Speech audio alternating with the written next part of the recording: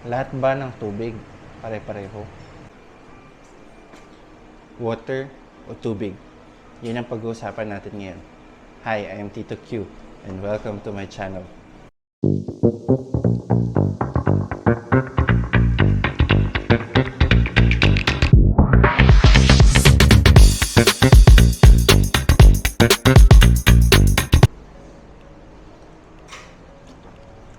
Your coffee is composed of 98% water.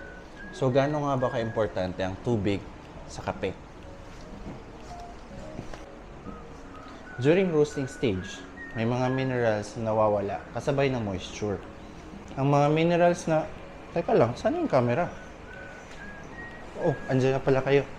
Bale, ang nawawalang minerals sa coffee ay ang potassium, calcium, magnesium, at sodium. Kung iisipin, hindi lang yung apat na yun yung nawawala. In fact, madami pa. Pero yun yung mga tinatawag nating trace minerals. So, paano kaya natin i-augment or paano natin i-replace yung nawalang minerals na yun? Simple lang ang sagot. Siyempre, tubig. Di ba nga? Sabi ko sa inyo, 98% ng inyong kape ay tubig. Hindi lang ako ang nagsabi niyan. Yun din yung nasusulat sa mga libro at doon sa iba pang informative materials regarding coffee. Kape at tubig. Tubig at kape.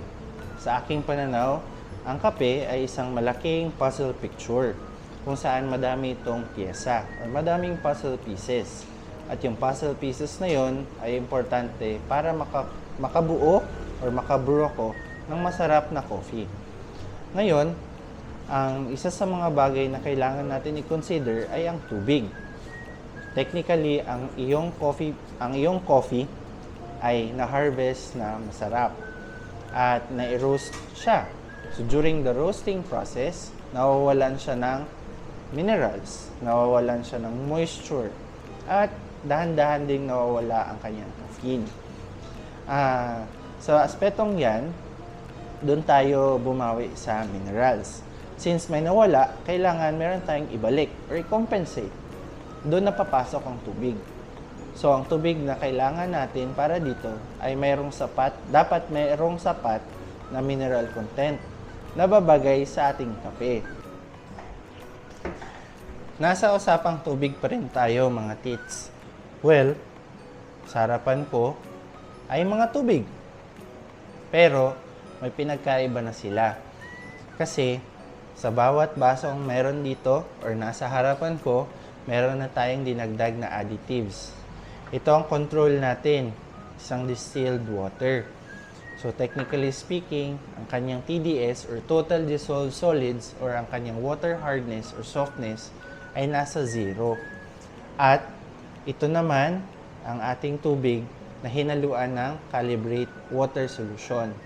Ito, hinaluan natin ng powder na solution ng Wide Awake pH. At ito ang ating Brand X, ang water concentrate na inilagay natin doon sa tubig na nasa baso dito. Para masukat natin kung gaano kataas yung kanilang hardness or softness or yung kanilang total dissolved solids or minerality, gagamit tayo ng TDS meter or total dissolved solids meter.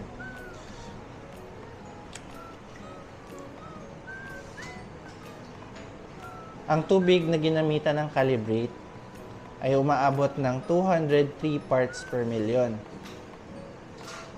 Medyo mataas at medyo hard water. Pero pwede mo siyang remedyohan gamit ang dilution. So, magdadagdag ka lang ng distilled water. According doon sa preferred mo na measurement for your coffee. Ang atin namang Wide Awake na powder ay umabot ng 146 parts per million. At ang atin namang concentrate na Brand X ay umaabot ng 1,637 parts per million.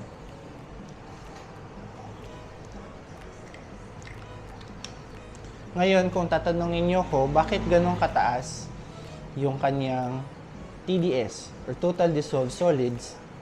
Dahil ito po ay water concentrate. Ibig sabihin, kailangan nyo pa siyang i-dilute sa distilled water according to your preference or according to your standard.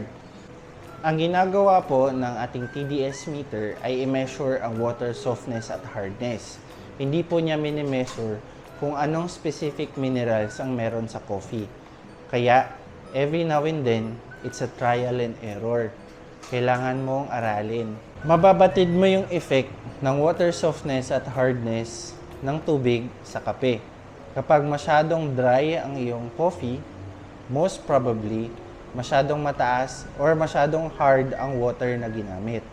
At kapag masyado naman siyang tea-like or watery, ibig sabihin, pwedeng maging soft ang tubig na ginamit.